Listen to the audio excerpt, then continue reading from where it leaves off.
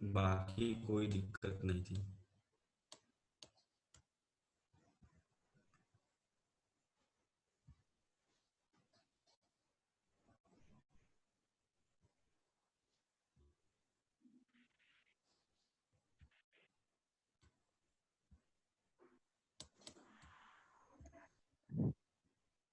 Sir Dharmendra ji कुछ बता रहे थे उस दिन लिमिटेशन के बारे में, क्लियर नहीं हुआ था। अरे वो दिन तो हो भी गया था, वो रोज रोज करना पड़ेगा। अच्छा। हाँ, एक सेटिंग से नहीं होगा ये है। प्रक्रिया एक है महीने का वो। सर हो जाएगा, 1 महीने का मिल गया है। अच्छा अच्छा। हाँ तभी नहीं, 1 महीना ही बहुत है। 1 महीने का कर देंगे वो। अरे वाह भाई, 1 महीना वाला हमारा करवा दो। वो कर देंगे सर। वो हो पैक करा जाएगा। दिए सरकार।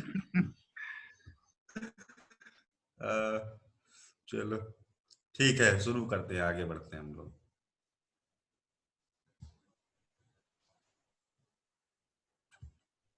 जिसको जहां ना समझ में आए चैट बॉक्स में लिख दो, ठीक है। अभी तो हम थोड़ा सा आपको डायमेंशंस के बारे में बता रहे हैं, होता क्या है, बुनियादी बातें हैं, सब बेसिक। इससे आपकी बुद्धि बड़ी होती है, अंडरस्टैंडिंग बढ़ती है, जो बात में काम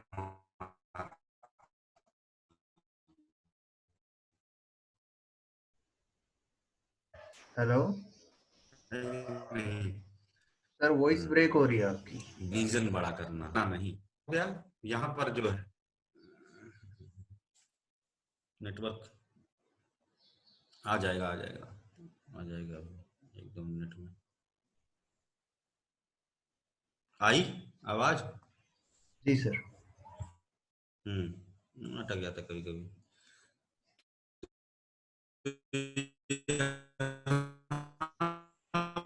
सर अभी भी आवाज नहीं आ रही सर फिर आपकी। ब्रेक हो रही है। सर वॉइस ब्रेक हो रही है आपकी।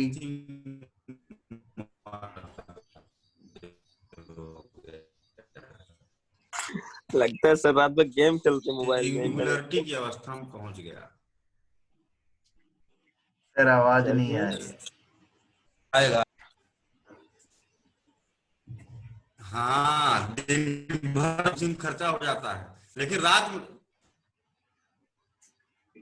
यहाँ पर रुक जाओ, बताता हूँ, फिर बताना। अब आई? हाँ सर। आई क्या? जी। आई आई। आ गई यस होगी सर आ मुझे। गई। हाँ हाँ, आ गई, ठीक है। तो हम्म, तो क्या बता रहा, पबजी खेलता हूँ रात में, बदमाश लड़का। कौन बोला सर? तुम ही बोले पबजी खेलता हूँ मैं रात में। मैं बोला अच्छा। वही लेट आपका खत्म हो जाता है सर, इसलिए लगा मुझे ऐसा। ठीक है, ठीक है, तो आते हैं हम लोग, ये है आपका ब्लैक होल। ब्लैक होल के कॉन्सेप्ट पर बहुत अधिक रिसर्च, जो बहुत सारी बातें स्टीफन हॉकिंग साहब ने दिया था, है ना। और उनको बीमारी हो गई थी, उनका बॉडी भी काम नहीं करता था। 2015 में शायद उनकी डेथ हुई थी। इस पर उन्होंने बहुत अधिक रिसर्च किया था, बहुत महान, अपनी सदी के सबसे महान वैज्ञानिकों में से थे स्टीफन हॉकिंग।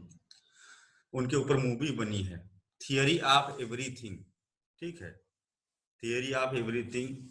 और समय पर भी इन्होंने बहुत क्या कहते हैं कॉन्सेप्ट दिए कि समय क्या होता है, फोर्थ डायमेंशन टाइम होती है ना, वो कैसे वर्क करती है, उस पर भी उन्होंने बताया था।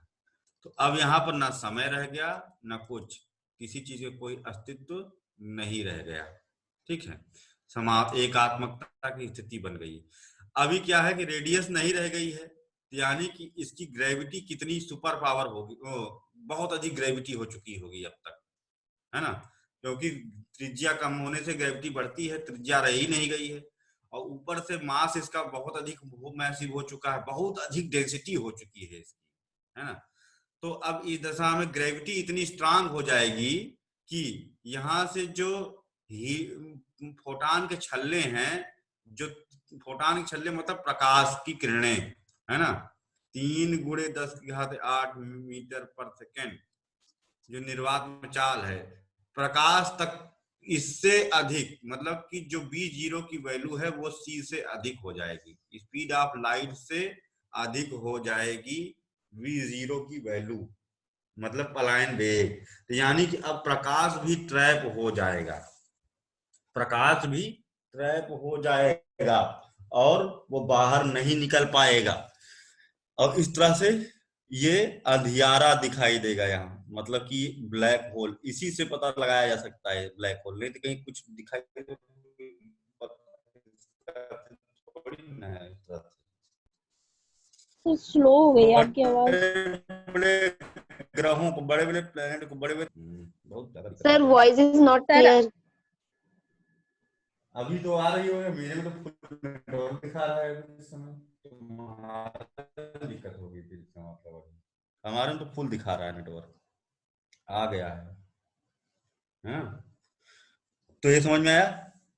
तो अभी कैसे डिटेक्ट करते हैं इनको, जैसे एक तारा है, अच्छा एक और भी चीज क्या कहते हैं बता देंगे आपको, ये चीज समझ में आई आपको, ब्लैक होल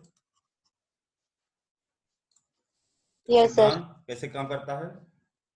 ठीक है, अब हम देखेंगे स्कैटरिंग इफेक्ट यहाँ पर एक होता है इनके कारण, भ्रम। अच्छा, आप लोग ऊपर आसमान में देखते होंगे कितने तारे दिखाई देते होंगे, और किसी आकाश गंगा में कितने तारे दिखाई देते हैं। कुछ लोग तारे गिनते होंगे रात में ना, छत पे जब सोते होते हो, लाइट चली गई हो या कुछ, कितने लोग हैं जो ऐसे करे हैं।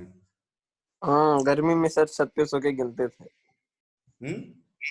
गर्मी में जो 36 होते हैं तो गिनते इस वजह से तारे। तो लगता है कि बहुत सारे तारे हैं, है ना।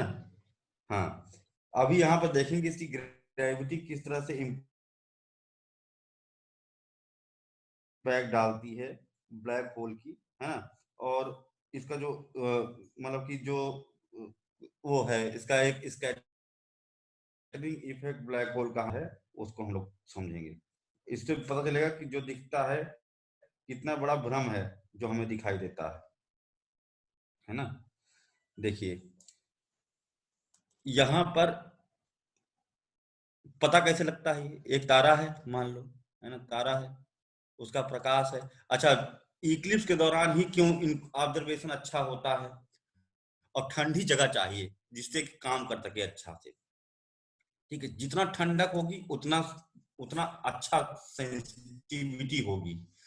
इसीलिए जो इनको डिटेक्टर्स लगाए जाते हैं न्यूट्रॉन तारे की खोज के लिए या ब्लैक होल की खोज के लिए, जो डिटेक्टर्स लगाते हैं वो ठंडी जगहों पर लगाते हैं।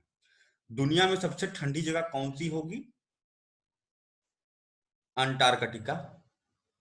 अंटार्कटिका में सब, अंटार्कटिका मतलब दक्षिणी ध्रुव, अंटार्कटिका में सबसे ठंडी जगह कौन सी होगी? वो है माउंट विंसन मैसिव, अंटार्कटिका का सबसे ऊंचा पहाड़। तो उसके ऊपर नासा ने लगाया अपना न्यूट्रिनो वेधशाला बर्फ के अंदर, जिसका नाम आइस क्यूब।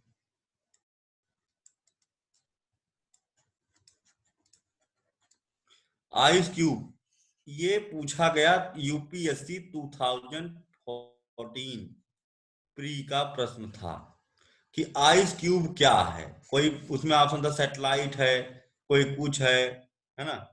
तो इसका सही उत्तर क्या है? एक न्यूट्रिनो वेधशाला माउंट विंसन मैसिव पे, दुनिया की सबसे ऊंची न्यूट्रिनो वेधशाला नासा ने लगा रखा है अमेरिका का। आइस क्यूब ये है। और अब देखा जाए कि हमारे भारत ने इंडियन कहते हैं न्यूट्रिनो ऑब्जर्वेटरी INO की स्थापना कहाँ किया है? हमारे भारत में तमिलनाडु गर्म जगह है, क्योंकि वो इक्वेटर करीब है सबसे नीचे, वहां पर गर्म जगह में डोडा बेट्टा, नीलगिरी के ऊपर, नीलगिरी की सबसे ऊंची चोटी डोडा बेट्टा, बर्फ नहीं है, ठीक है, गर्म जगह है डोडा बेट्टा, नीलगिरी, तमिलनाडु में इंडियन न्यूट्रिनो ऑब्जर्वेटरी लगाई गई है। सोचो, इसलिए लगाई गई है ताकि कुछ ये डिटेक्ट ना करे, नहीं तो काम करना पड़ेगा हम लोगों को। दुनिया ठंडी जगह खोज करके वहां अंटार्कटिका पहुंच गई है, हम हिमालय तरफ भी नहीं गए, है ना। क्योंकि अगर मान लो हिमालय ठंडी पा करके इसने कुछ सेंस कर लिया, तो हमारे यहाँ के कर्मचारियों को फिर रिपोर्ट बनानी पड़ेगी, काम करना पड़ेगा। इस तरह से लगा दिया, पैसा खा लिया, पड़ा रहे तो तनख्वाह लेते रहो। कोई पूछ कर कह रहे कुछ सही नहीं किया, कुछ आया ही नहीं, हम क्या करें, है कि नहीं। तो ये बढ़िया काम है इन लोगों का, बेवकूफ लोग। अरे जा करके वहां लगाओ, लद्दाख में लगाओ, हाँ, काराकोरम में लगा दो जाके, कुछ तो करो। वहां जाकर गर्म जगह पे लगाए हुए हैं, वो भी एकदम गर्म जगह पर जाकर लगाए हुए हैं, जहां पर तापमान, जहां ठंडी आवे न करे, एक से एक है। खैर, ये दोनों बातें याद रखना। ये भी करंट अफेयर हो गया एक तरह से, ये भी करंट अफेयर क्या हो गया, पुराना हो गया मामला, फैक्ट हो गया, फैक्ट हो गया। फिर अब हम लोग देखते हैं, जिसकी बात कर रहा था मैं कि कैसे डिटेक्ट होता है। जैसे ये ग्रेविटेशनल वेव से लाइट को बेंड करता है ना। तो यहां पर हम लोग बैठे हैं प्रेक्षी, प्रेक्षी, है ना, देखने बैठे हैं लगा करके अपना संयंत्र। यहाँ पर ब्लैक होल है, इस तारे से रोशनी गई, है ना, इसने इसको बेंड कर लिया। बाकी का जो रोशनी है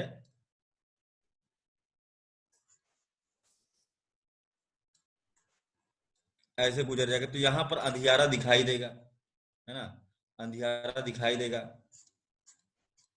तो हम जान जाएंगे कि यहाँ पर ब्लैक होल है, क्योंकि यहाँ पर लाइट बेंड हो चुकी है, अगल बगल से आ रही थी। इस तरह से LIGO डिटेक्टर काम करता है, ठीक है। ग्रेविटेशनल वेव्स को ऑब्जर्व करता है, पता करता है कहाँ कैसे है, कैसे बेंडिंग हो रही, कैसे क्या हो रहा है, क्या नहीं हो रहा है। इस तरह से हम ब्लैक होल का पता लगा लेते हैं भाई, ठीक है। अच्छा, अब यहाँ पर एक चीज और देख लीजिए।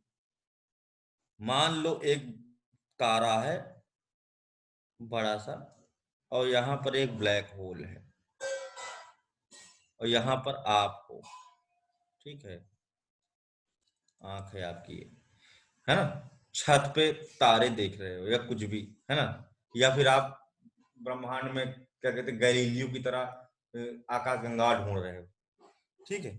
अब क्या है, यहां से रोशनी निकली, ये बीच वाले पार्ट को इसने खा लिया, रोशनी को ऑब्जर्व कर लिया, आगे नहीं जाने दिया। लेकिन बाकी की जो रोशनी है ना, वहां पर स्कैटरिंग इफेक्ट होता है। एक एक लाइट रेज, कई सारी लाइट रेज में टूट जाती हैं, बहुतेरे में टूट जाती हैं, एक एक लाखों लाखों में टूट जाती हैं।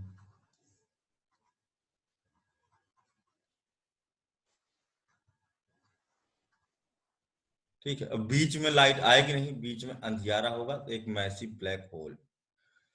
अब प्रेक्षी को क्या दिखाई देगा, प्रेक्षी को दिखाई देगा कि ये ढेर सारे तारों से ढेर सारे तारों की एक गैलेक्सी है, जिसके सेंटर में एक ब्लैक होल है, उसको दिखाई देगा।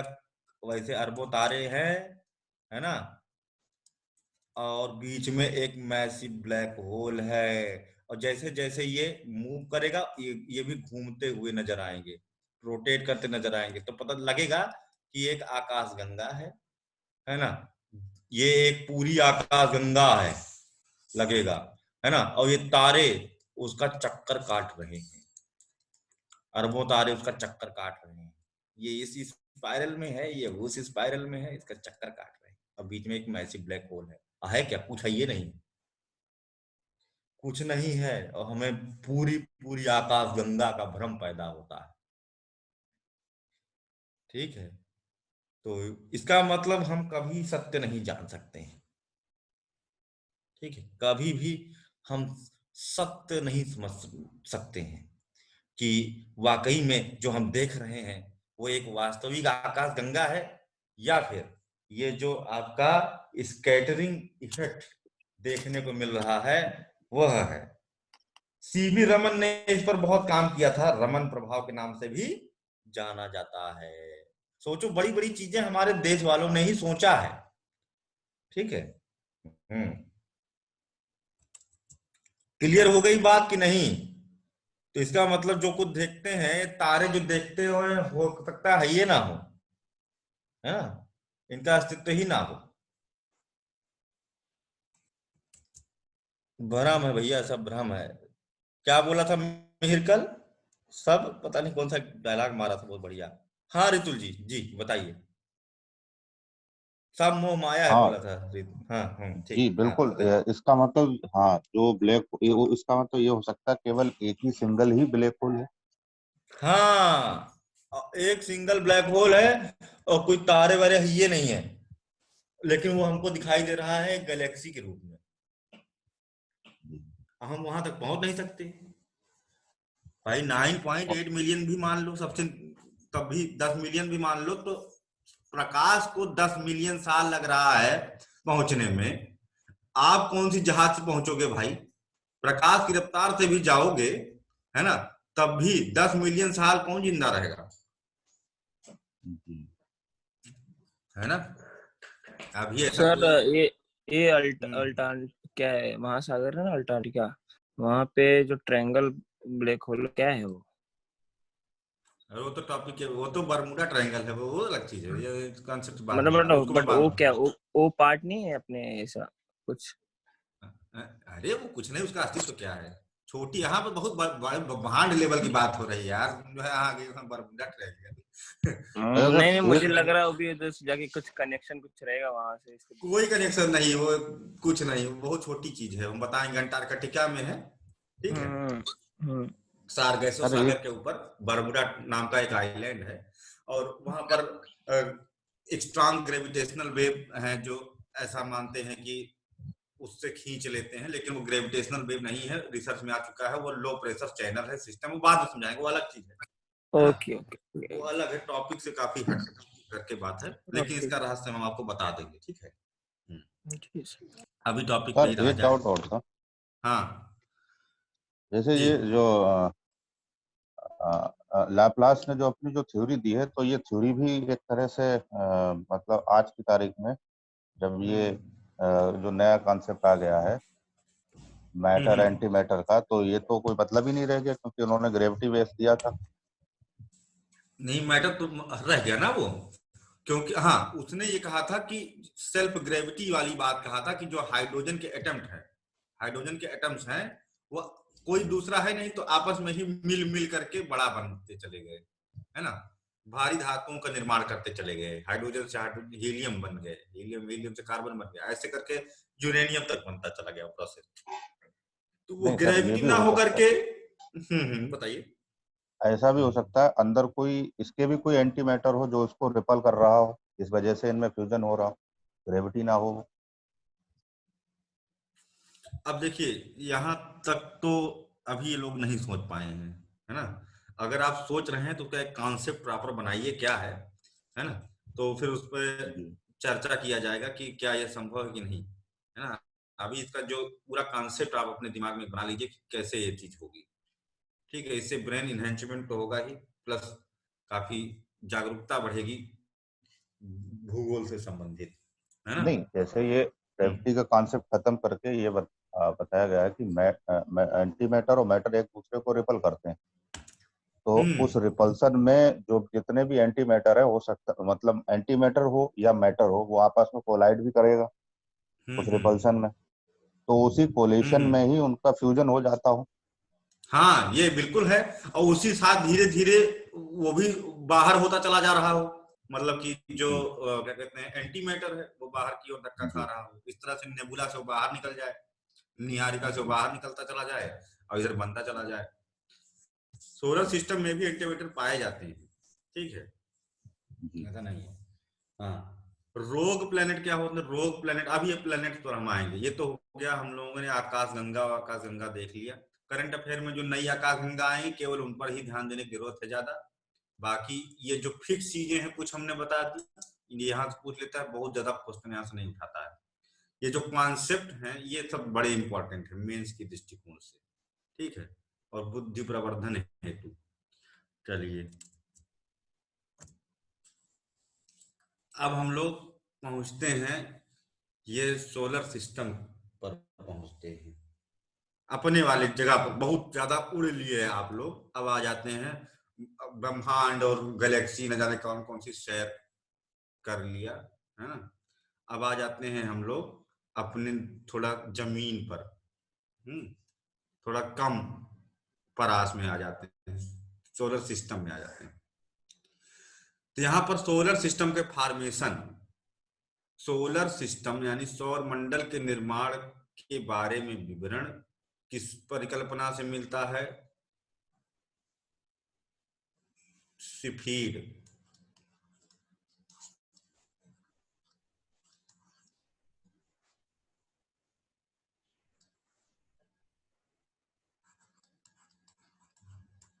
तारा परिकल्पना किसने दिया था? डॉक्टर रांजन, डॉक्टर रांजन ने दिया था। अब देखें क्या थियरी, इस पर हम पहले बात कर भी चुके हैं एक बार। हमने कहा था ना कि वो इंट्रोडक्टरी क्लास का पूरे ज्योग्राफी में कहीं न कहीं टकराव होगा, इसलिए वो बहुत महत्वपूर्ण बात थी, उसको समझ लेना चाहिए था।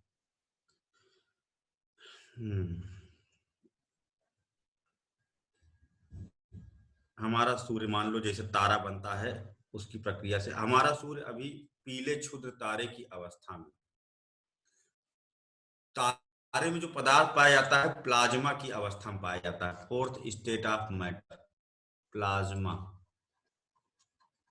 ठीक है। जैसे ठोस, द्रव एवं गैस होता है, तो ठोस एवं द्रव के बीच अवस्था होती मैग्मा, जो कि हमारी पृथ्वी के केंद्र में, सेंटर मतलब आउटर कोर में पाया जाता है मैग्मा, ठोस एवं द्रव के बीच की अवस्था। वैसे ही एक्सट्रीम प्रेशर और एक्सट्रीम कंडीशन, एक्सट्रीम प्रेशर और एक्सट्रीम टेम्परेचर की कंडीशन में, एक्सट्रीम है, बहुत ज्यादा है, ग्रेविटी प्रेशर पैदा कर रही है, लेकिन न्यूक्लियर फ्यूजन जो हो रहा है उसके कारण वहां पर बहुत बड़े पैमाने पर एनर्जी भी रिलीज हो रही है, हाइड्रोजन बम दग रहे हैं, हजारों हाइड्रोजन बम सेकंड भर में तारे में। तो तापमान इंटरमॉलिक्यूलर स्पेस को बढ़ाने की कोशिश करेगा, अंतरा आणविक अवकाश को, खाली जगह को एक मॉलिक्यूल से दूसरे मॉलिक्यूल के बीच में, लेकिन प्रेशर उन्हें कम करने का प्रयास करेगा इंटरमॉलिक्यूलर स्पेस को, तो बीच की अवस्था बन जाएगी प्लाज्मा। इसे फोर्थ स्टेट ऑफ मैटर कहते हैं, पदार्थ की चौथी अवस्था, ये भी पूछा गया है। प्लाज्मा की दशा में पदार्थ यहाँ पर उपस्थित रहता है। ये अकेले थे, उत्पत्ति अकेले से नहीं होती है जनरली, है ना। पहले बाबा लोग होते थे ऐसे, पता नहीं के मंत्र वंत्र फूंक देते थे, हो जाती थी। अभी क्या है, यहाँ पर आया एक बहुत बड़ा सा, ये दादा थे अकेले थे, दादी आई, ठीक है। दादी काफी हट्टी कट्टी मोटी थी, ठीक है। दादा बेचारे सिकुड़े हुए कमजोर से थे, ठीक है। इसी का नाम था सिफीर, ये सन है,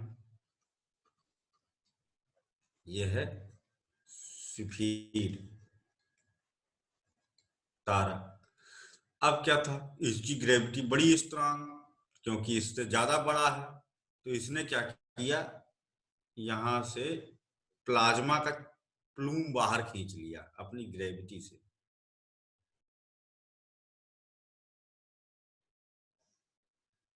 जो कि एक फूले हुए सिगार के आकार का था, ठीक है। जैसे तो हमको अमीबा लग रहा है, तो लेकिन उन्होंने इसको जो नाम दिया फूला हुआ सिगार कहा था, जिसका जो दिमाग का होगा उसका वही जाएगा, सिगार पीता रहा होगा तो इसको सिगार वही दिखाई दिया। और बहुत सारे छल्ले बाहर निकले, ऐसा नहीं कि बस वही निकला, यहाँ भी निकले और भी निकले होंगे, ढेर सारे गिर के खत्म हो गए। ये मेटराइट है, मेटराइट। और ये क्या हो जाएंगे, ड्वार्फ प्लैनेट, कुइपर बेल्ट जिसे कहते हैं। कुइपर बेल्ट क्या है, बेल्ट ऑफ ड्वार्फ प्लैनेट्स, क्षुद्र ग्रहों की पेटी। ये नेपच्यून के बाद पाई जाती है और ऑड क्लाउड के बीच में। ये नेपच्यून है, फिर ये यहाँ पर मान लो नेपच्यून बनेगा बाद में जाके आगे, है ना। इधर आपकी कुइपर बेल्ट है जिसमें ड्वार्फ प्लैनेट, क्षुद्र ग्रह पाए जाते हैं, क्षुद्र ग्रहों की पेटी है। और फिर यहाँ पर एक बादलों का गुच्छा बहुत लंबा 800 से 1200 मिलियन किलोमीटर दूर तक फैला हुआ ऑल्ट क्लाउड। इसको ही पार करते ही आप अपने सोलर सिस्टम से बाहर हो जाओगे, ऑल्ट क्लाउड को पार करते ही, ठीक है। वर्गो क्लस्टर के सेंट्रल पार्ट की ओर भाग जाओगे आप, ठीक है, जहां पर महान सूर्य होंगे, वो बहुत दूर है ना। तो अब यहाँ पर हम देख रहे हैं कि इस तरह से हो गया। ये मेटराइट बेल्ट है, मेटराइट, ये इसी में सूर्य में गिर जाते हैं, सूर्य से निकले हुए छल्ले मरकरी बनेगा, मरकरी और सन के बीच में मेटराइट बेल्ट पाई जाती है। बाद में एक और पेटी बनेगी एस्टेरॉइड बेल्ट, जो कि जुपिटर और मार्स के बीच में पाई जाती है। ये भी याद रखना जरूरी है, कौन सी पेटी किसके बीच पाई जाती है, ठीक है। अब हम लोग आते हैं यहाँ पर, इसको क्या हुआ इसका फिर जो निकला, किनारे किनारे ये क्यों सिकुड़ा था, क्योंकि जैसे रबर है, रबर को खींच लें तो किनारे किनारे वो पतली रहेगी लेकिन बीच में फूली रहेगी रबड़, दोनों तरफ से अगर हम उंगली से पकड़ करके खींचें इसे तो वैसा ही कॉन्सेप्ट यहाँ पर। और बीच वाला पार्ट ज्यादा ठंडा होगा, बीच वाला पार्ट पहले बनेगा।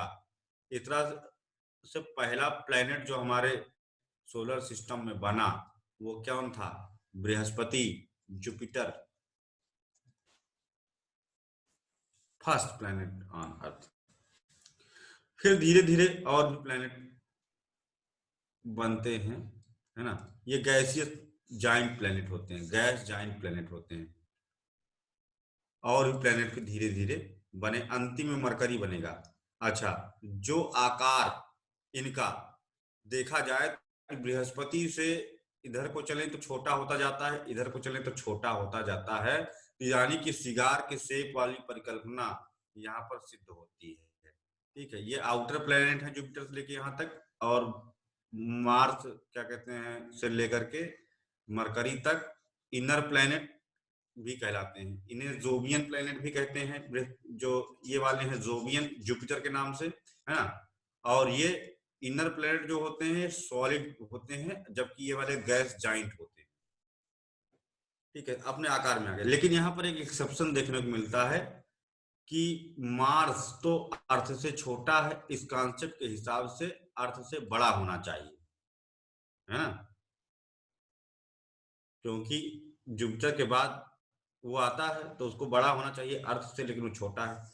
तो उसमें ये सिद्धांत, ये परिकल्पना दी गई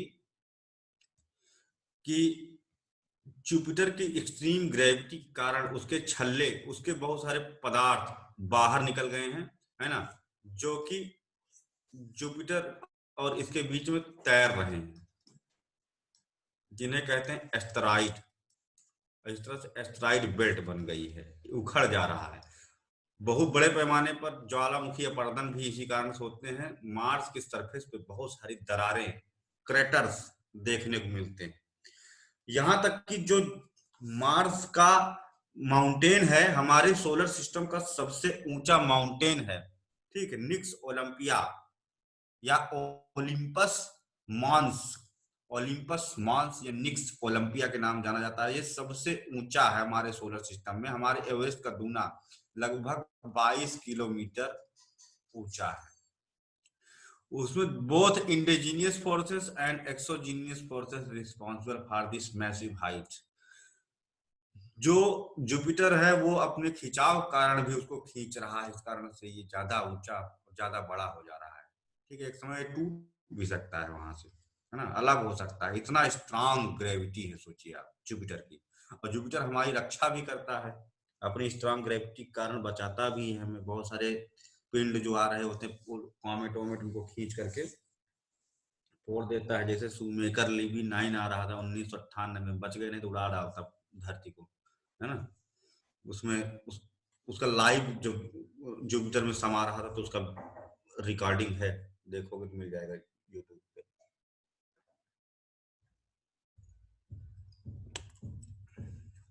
ठीक है, तो ये तो हो गया फॉर्मेशन ऑफ सोलर सिस्टम किस तरह से बना, सिफेड हाइपोथेसिस। इसमें किसी को दिक्कत हो तो पूछ सकता है, एक बार वो बताया जा चुका है। वैसे ही है, कुछ पूछना हो नेम तो पूछ लो रिपीट कर भाई। दीजिए। किसका हाइपोथेसिस किसका का नाम? नेम। अरे नीचे लिखा हूँ, दिख नहीं है? ये देखो, ये बड़ा बड़ा ये सर ये है कि नहीं? परिकल्पना का मतलब क्या हुआ सर?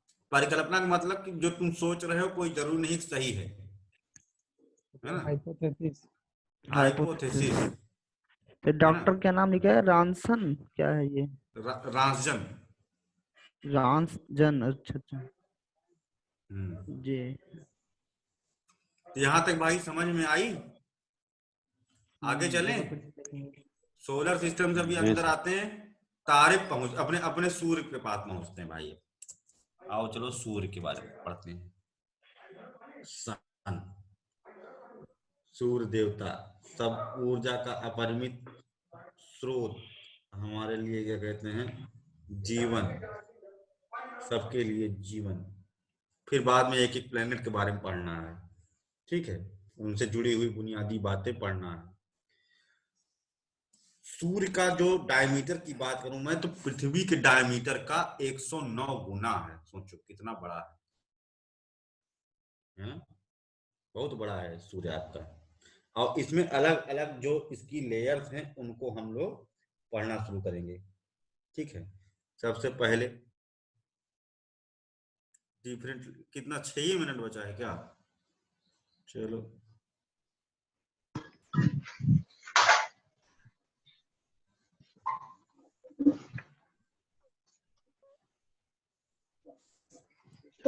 मतलब बंद बंद हो गई, मैंने कर दी, पूरी खत्म हो गई। ये कौन सी भाषा है? बात मैं यहाँ पर बंद हो गई, आराम ये से कोई करो। दूसरे देश की भाषा है? अब इनका जो कोई बोल आराम रहा से। है वो जो है कोई दूसरे देश की भाषा बोल रहा है। अरे कहीं ज्योग्राफी पढ़ने तो नहीं आ गए बाहर? हो सकता है। एलियन। निकाल दो देखो दीदी, देखो, ये रखा है। कुछ तो बात है कि नहीं? है कि नहीं? सोनू ऐसा सोनू नहीं है, जी हैं, ये सोनू जी। सोनू जी नहीं है, ये एलियन है। कोई गुप्त रूप से हम लोगों का क्लास ले रहा है, नहीं है। स्टडी ना करनी पड़े, ज्योग्राफी क्लास ले लो, पता चल जाए कि यहाँ कैसे क्या हुआ था। फिर हम बताएंगे कि इन इंसानों को कितना जानकारी है हमारे बारे में, पता चल जाएगा।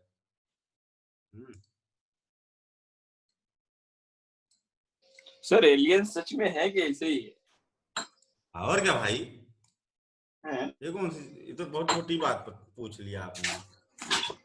कितना मिनट बचा है? 4 मिनट में तो सूर्य नहीं बता पाऊंगा मैं। चलो तुम्हारे उत्तर ही दे देता हूँ। 4 मिनट में सूर्य की इंटरनल लेयर बहुत, मैं बता देता हूँ आपको ये वाली बात, है ना। देखो, आप हमेशा देखते हो भूत में, मतलब कि आपके सामने जो कोई चीज है, ये आपकी आंख है ना, ये आपकी आंख है मान लो, और ये ऑब्जेक्ट है। प्रकाश टकराया, है ना, आया, इसका उल्टा प्रतिबिंब आपके दिमाग में बनाया, वो अनुभव के आधार पर हम उसको सीधा कर लेते हैं, समझे? उल्टा बनता है आंख में प्रतिबिंब इनका। तो अब क्या है, तब हम इसको देखें, इसमें 1/6 सेकंड लेट हो जाता है। यानी हम जितना कुछ भी देख रहे हैं वो 1/6 सेकंड लेट में देख रहे हैं। ओ सॉरी, 1/16 सेकंड लेट में देख रहे हैं। इतना लेट है क्योंकि डिस्टेंस के कारण है ऐसा, ठीक है। अब जो है, अगर इसी दूरी को बढ़ा दिया जाए, है ना, यहाँ पर दिया जाए कि प्रकाश को 10,000 साल लगेंगे यहां से आने में, ठीक है।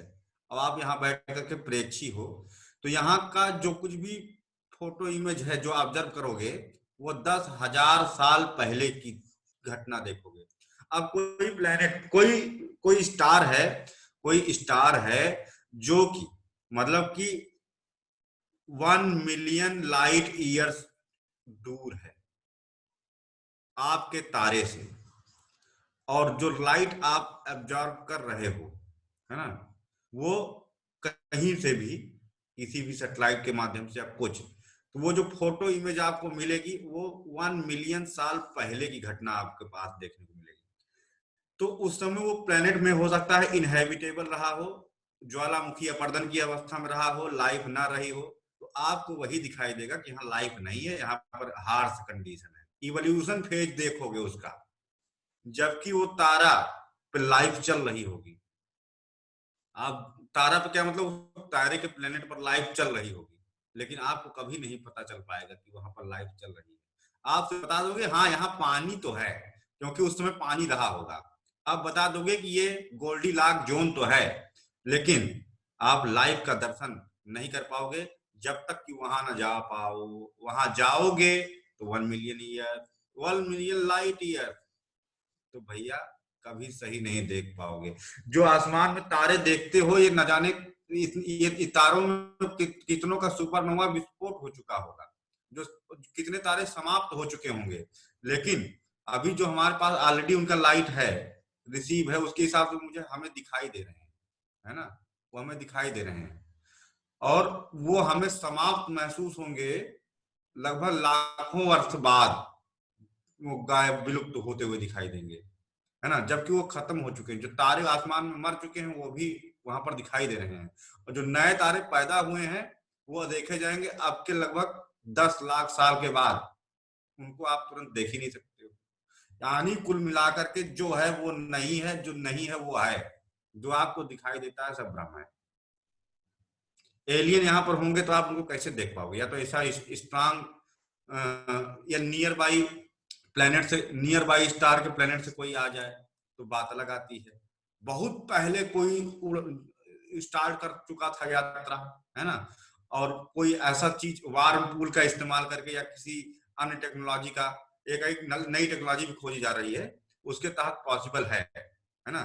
जैसे कि एक तरफ से खींचा जाए और दूसरी तरफ से भी खींचा जाए, है ना, जैसे स्प्रिंग होती है, स्प्रिंग को दोनों तरफ से खींचा जाता है, एक तरफ से दबाव मारा जाए, ऐसे एक तरफ से दबाव मारा जाए, है ना, एक तरफ से खींचा जाए, फिर अचानक से दबाव हटा लिया जाए, ठीक है, अचानक से दबाव हटा लिया जाए तो ये लाइट की स्पीड को क्रॉस करते हुए ये ऑब्जेक्ट जाएगा, ठीक है।